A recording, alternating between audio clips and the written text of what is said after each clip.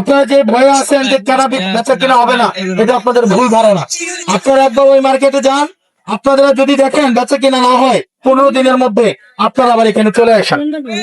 এখন ওই মার্কেটটা পরিচিত করানোর দায়িত্ব আমাদের। আপনারা সবাই ফুটপাতের দোকানদার ভাইয়েরা, আপনারা সবাই আগামী 3 দিনের মধ্যে আপনারা ওখানে চলে যাবেন। আর যদি না যান, তাহলে ম্যাজিস্ট্রেট যদি কোনো আইনগত সিদ্ধান্ত নেয়, এই সিদ্ধান্তের বিরুদ্ধে কিন্তু আমাদের কিছু করার থাকবে না। আপনারা ভালো থাকবেন। 3 দিন পরে আপনারা হচ্ছে চাঁদাবাজি যেমন অপরাধ, ফুটপাত দখল করা ঠিক একইভাবে অপরাধ। আমরা চাঁদাবাজি নির্মূল করতে পেরেছি।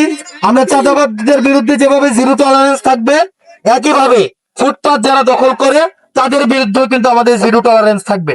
আমরা চাই আপনারা আপনাদের সকল ফুটপাত দখলকৃত ভাইদেরকে দৃষ্টি আকর্ষণ করে বলছি,